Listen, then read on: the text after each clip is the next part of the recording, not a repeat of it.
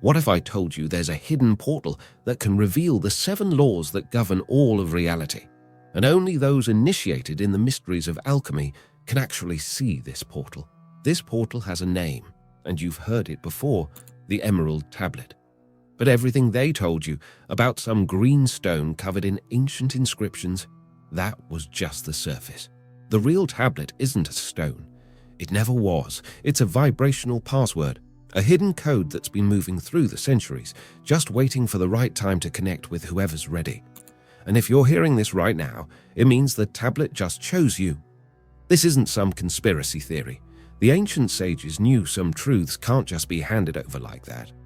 They hide inside symbols, camouflaged in myths, waiting for the exact moment your soul gives off the right signal. When that happens, the portal opens. But it doesn't open for an average mind. It only shows up for those who've already started, even without realizing it. The process of transmuting their own consciousness. The Emerald Tablet is way more than just some old text.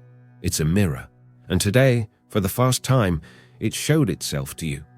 So now, tell me this.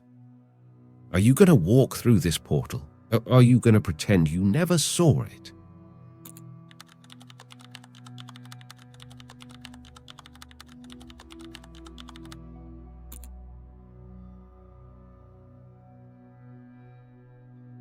Ever since the name Emerald Tablet first showed up in the records of history, it's always existed in this hazy kind of territory, somewhere between matter and mystery, between what's visible and what's hidden.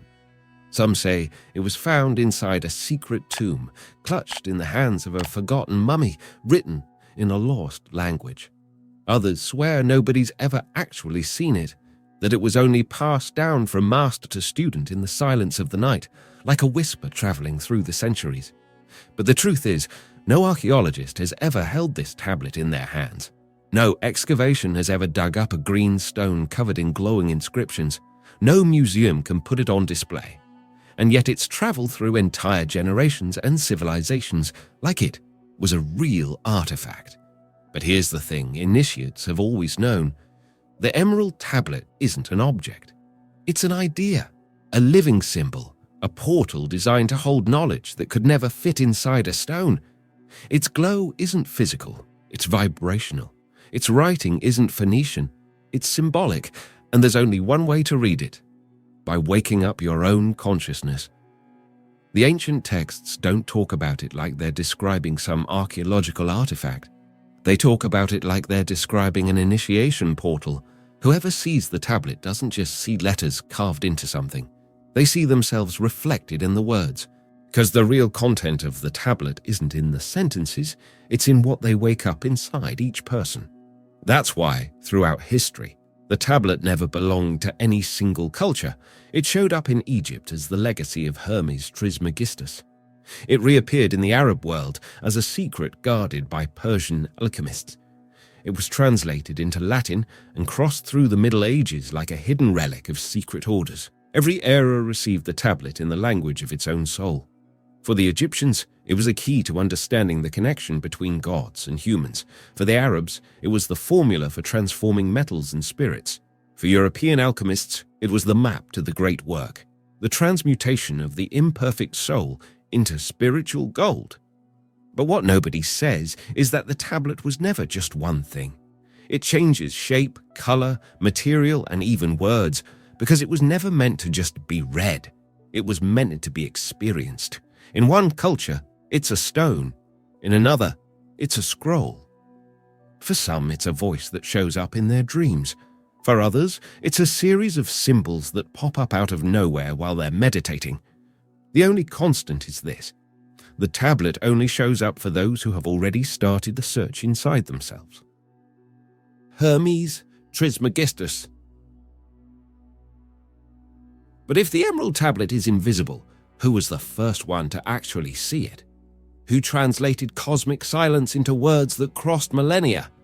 That's where the name comes in, the name you can't separate from this whole story: Hermes Trismegistus. And Hermes isn't just some regular guy. He's a mystery inside the mystery. A being that's always moving between worlds, between what's seen and what's hidden, between flesh and spirit, between earth and heaven. Trismegistus means thrice great, and that title's no accident. He's the master of sacred writing, the keeper of divine secrets, and the translator of the unbreakable laws that run through all creation. Hermes is the living fusion of the Egyptian Thoth, lord of wisdom and magic, and the Greek Hermes, fast-moving messenger between gods and humans. In Thoth, he carries the power of the creative word, the word that doesn't just explain the world, but actually builds it. In Hermes, he takes on the mission of guiding lost souls through the maze of existence. Together, they form a being that's not fully human and not fully divine. Hermes. Trismegistus is the bridge itself, the living path between matter and spirit. The ancients knew real knowledge doesn't just come from studying books, it comes from direct connection with this invisible axis that links the dense and the subtle, and Hermes is the embodiment of that connection.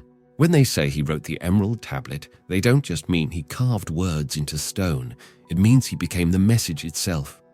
He was the tablet walking among men. Every gesture, every look, every word out of his mouth was a living reflection of the universal laws. That's why every image of Hermes always shows him holding something. Sometimes it's the caduceus, that staff with two snakes wrapped around it, the ultimate symbol of opposites merging into one. Other times he's holding a tablet, a scroll, or a book, but the real symbol of Hermes isn't any of those objects. It's his own body. Because his body is the bridge. His head touches the sky, his feet press into the earth, and his heart beats right in the center, balancing what's above and what's below, what's seen and what's hidden. Hermes is the archetype of the complete initiate, the one who descended into the underworld of matter, faced pain, fear, and illusion up close, and still managed to remember who he was. He walked through the portals of conditioned mind, tore through the veils of illusion, and when he came back, he brought a message. As within, so without, as above, so below. That's the heart of the tablet. And that's why, for real initiates, it doesn't even matter if Hermes existed as a historical figure or a myth, because the name isn't the point. What matters is what the name holds. Hermes is a state of consciousness, a point of connection between the lower self and the higher self, between the mind and the spirit, between who you think you are and who you really are. And that bridge, that living link between the divine and the human, is what the Emerald Tablet tried to translate into words. That's why they say Hermes isn't just the author of the tablet. He is the tablet in human form. But what if I told you the Emerald Tablet is a fugitive, that it escaped empires, survived kings, slipped through religions, and still, no one ever truly managed to capture it? Because the truth is, the tablet was never just a text. It's a reflection. To the Egyptians, it was a lost fragment of the books of Thoth, a secret collection of teachings explaining how the gods created the world and how any human could do the same. They say those books were locked away in underground temples, and only the highest initiates were allowed to even touch them. The priests would look at those ancient inscriptions like they were looking at a piece of the sky that had fallen to earth. Every word was a key, every symbol a doorway. But Egypt fell, the temples shut down, and the tablet kept moving. Somewhere in the silence of hidden libraries, it resurfaced centuries later in the Arab world. Around 650 AD, someone wrote a book called Kitab Sir al-Khalika, the Book of the Secret of Creation. And guess who showed up in it? The tablet itself. Only this time it spoke a whole new language. It wasn't written in hieroglyphs anymore. Now it spoke Arabic, like it had changed its skin just to stay alive. But its story was far from over. In the 12th century, during the Middle Ages, translators in Islamic Spain started digging through every corner of the Arab world, searching for forgotten wisdom. And when they found the tablet, they knew they had something priceless in their hands. They translated the text into Latin and spread copies to monks, alchemists, and Christian scholars of the time. And right then and there, the tablet became what we know today, a document with a reputation for holding the ultimate secret of creation and transformation. But here's the twist. Every culture that found the tablet saw exactly what they wanted to see. Medieval Christians said it was a revelation about Genesis, the true secret of divine creation. Some believed it existed before Noah's flood. Others said it was a relic saved from the Library of Alexandria. And the wildest part, every version was different, but the core, the heart of the message, never changed. That core is the key. Because it doesn't matter if it was in Thoth's Egypt, in the secret circles of the Sufis, or in the candlelit caves of medieval alchemists, the tablet always said the same thing. Everything is one. Heaven and earth are the same body. Spirit and matter are just reflections of each other, and the human being is the connection point between these two worlds. The living portal. The 7 laws and the 7 portals of transformation. But what was actually written on this slippery tablet, the one no one could lock down in a single place or culture? The answer is as simple as it is devastating. It held the 7 portals of reality. 7 invisible doors that don't open for people chasing power or glory, but only for those brave enough to look inside and ask, who am I, really? These portals aren't just some philosophical ideas, they're living mechanisms that keep the whole universe spinning. Each one is a key that rewires the mind of anyone bold enough to step through. The first portal is mentalism, the most dangerous idea of them all, because it says that everything, absolutely everything, is mind. Before there's matter, before there's form, there's thought. The physical world is like a fog that condenses out of creative mind, and if everything is mind, that means right now you are creating your reality, even if you don't realize it. The second portal is correspondence. This one reveals that separate worlds don't exist. What's up in the sky mirrors what's down on earth. What happens inside you shapes what happens outside you. What vibrates in the unseen creates the forms in the visible. Every pain in your body has a reflection in your spirit. Every external chaos has an internal root. Once you get this, you stop fighting the world and start decoding yourself. The third portal is vibration. This one says nothing stands still. Everything pulses, everything dances, everything vibrates at a specific frequency, and your personal frequency pulls in experiences that match it. The universe is a vibrational mirror. Want to change your life, change your frequency, want a new destiny, create a new vibration. It's simple. Nobody said it's easy. The fourth portal is polarity. Everything comes in pairs. Light and shadow, hot and cold, positive and negative, but the secret isn't about picking a side.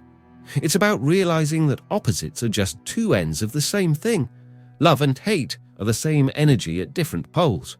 Rich and poor are just 2 points on the same line. Once you understand that, you stop splitting yourself between right and wrong, good and bad, and you learn to move between the poles with wisdom. Polarity isn't a trap, it's a portal. The fifth portal is rhythm. This one teaches that everything flows, the universe breathes, the tides rise and fall. Life moves forward and pulls back. If you fight against the natural rhythm of things, you suffer. If you learn to dance with it, you flow. The secret isn't controlling the rhythm, it's using it. Knowing when to push, when to pause, when to speak, when to stay silent. Rhythm is the hidden choreography of creation. The sixth portal is cause and effect. Nothing happens by chance. Every thought, every feeling, every choice is a seed planted in the invisible field of the universe. And every seed, sooner or later, bears fruit. People who don't get this end up victims of life. People who do get it become gardeners of their own reality. Every cause creates an effect, and every effect can be traced back to a cause. Nothing slips past the law. The seventh and final portal is gender. Everything in the universe carries creative polarity, masculine and feminine. This has nothing to do with biological gender. It's about the force that expands and the force that receives. The sun and the moon, heaven and earth, idea and manifestation. The masculine plants the seed, the feminine gives it form. Whoever learns to balance these two forces inside themselves becomes a conscious creator. Whoever doesn't stays off balance, swinging between too much action and too much passivity. These are the 7 Hermetic Laws, not as theories but as living portals. Each one is a door that forces you to leave behind a piece of your old identity. Each one demands a death and a rebirth. Because crossing the Emerald Tablet isn't about memorizing ancient texts. It's about letting these portals break down your ego and rebuild you into a new version of yourself.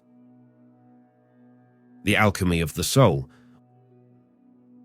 What if I told you real alchemy never went down inside a lab? That the actual alchemical furnace is your own consciousness, and the raw material for the great work has always been you. The medieval alchemists, obsessed with cracking the mysteries of the Emerald Tablet, thought they were chasing formulas to turn metals into gold, but that was just the distraction layer. Anyone who looked deeper, past the words, realized the transmutation it talked about was a metaphor. Coded password meant only for those ready to see. The lead of your soul is everything that holds you back, your traumas, your limiting beliefs, your unconscious loops. The gold is what's left when you've burned through all of that and found out who you really are. This process, the one the ancients called the Great Work, happens in 3 stages, and each one is a death and a rebirth inside you. First comes Nigredo, total darkness, where all your masks get ripped off and you're forced to face your own inner chaos. It's that phase where life completely breaks you down, where everything you thought was solid crumbles to dust. Then comes Albedo, the clearing, the moment your consciousness lights up and you start seeing the invisible patterns, realizing the chaos itself was a teacher all along. And finally, you hit Rubedo, integration. That's when the gold rises from the mud, and you understand the light you spent your whole life chasing was always buried inside you.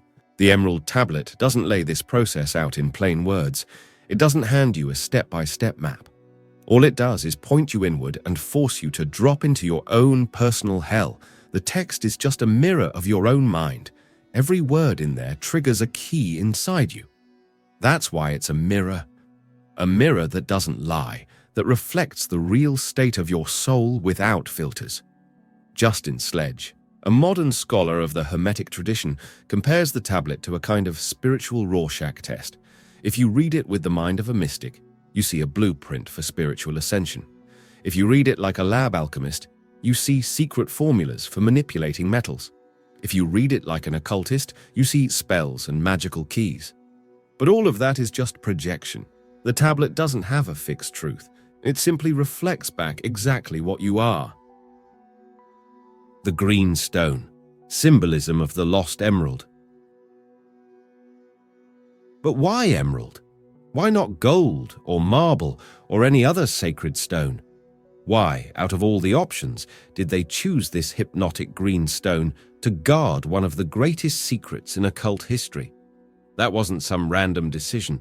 It was a code, a symbol hidden inside the symbol. The ancients knew the green of the emerald isn't just a color, it's a fusion. Blue and yellow, sky and earth, spirit and matter, divine and human. Emerald is the exact point where those two worlds meet and embrace. It's not just a stone, it's a frequency, a vibration, a vibrational key that resonates inside the heart of anyone searching for the truth. Because it's in the heart, not in the mind, that this key turns. The emerald green is the same color as the heart chakra, Anahata, the secret doorway between the visible and the invisible. And that's no coincidence. In the heart, the spiritual sky touches the earth of our bodies. That's the place where regular humans can finally start remembering they're more than just flesh and bone. The emerald is the third eye in disguise. It's the inner vision that sees beyond appearances.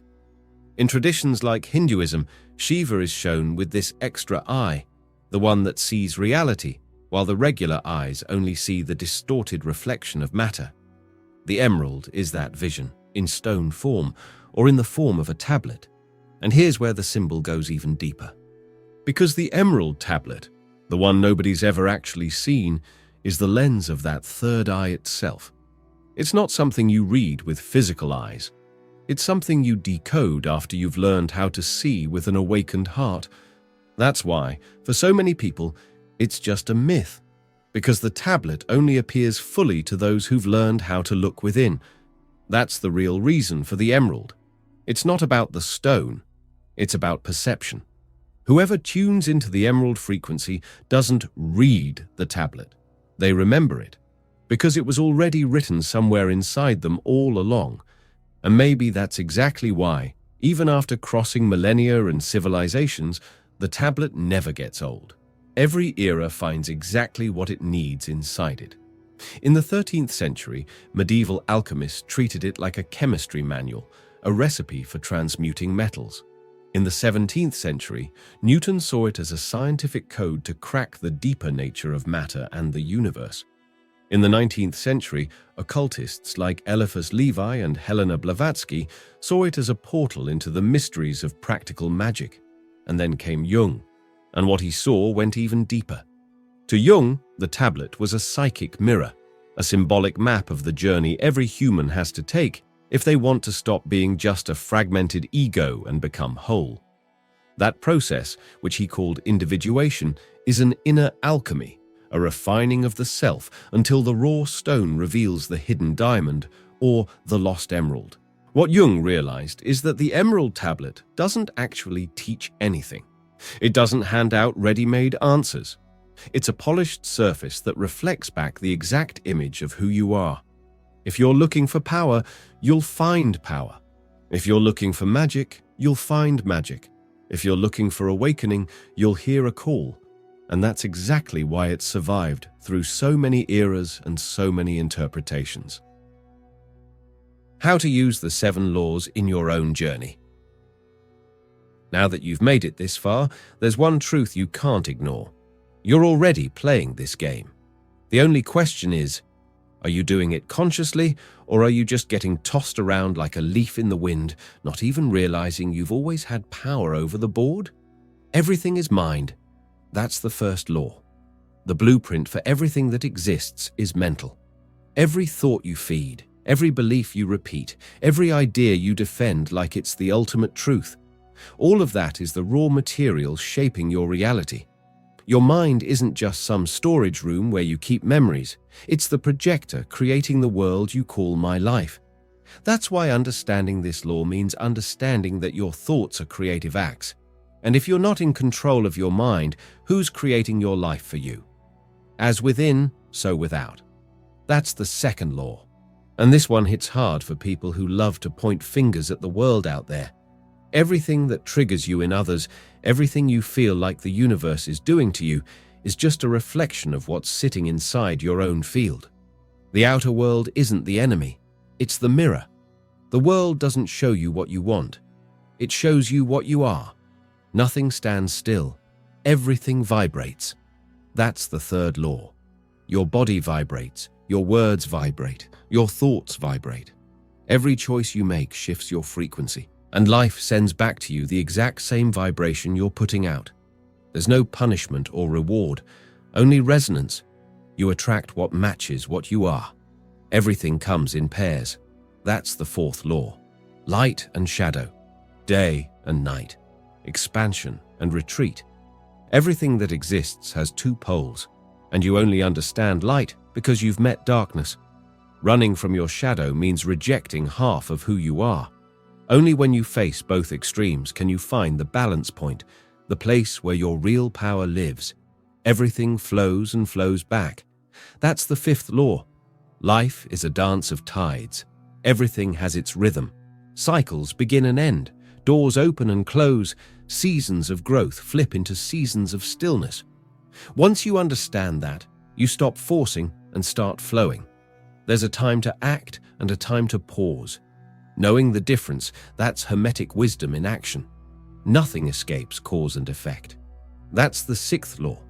Every choice is a seed. Every word you speak, every thought you feed, every action you take, all of it comes back. Not because the universe wants to punish or reward you, but because energy always completes its cycle. What you throw into the world returns to your own field. You can't always control the effect, but you're always in charge of the cause, and everything holds masculine and feminine energy. That's the 7th law. Nothing is born without that fusion. The masculine projects, the feminine creates form. Ideas are masculine, emotions are feminine. Thinking is masculine, receiving is feminine. Inside you, there's a creator father and a nurturing mother, and your reality is the child they create together. When you unite these forces consciously, you become a co-creator of your own existence. The 7 laws aren't holy commandments written by some distant god. They're the invisible gears turning reality itself. You can ignore them, but you can't escape them. They're running right now, while you're reading this, and they'll keep running with or without your permission. The only difference is, from today on, you know, and knowing changes everything. Before you go, pay attention to this. There's a special video waiting for you, made exactly for you who made it this far. That video's going to show you how to apply the 7 universal laws in real life, in your day-to-day, straight up, no fluff. So don't close this now. Click the video that's popping up on your screen and I'll meet you there. I'll be waiting for you on the other side because this journey is just getting started.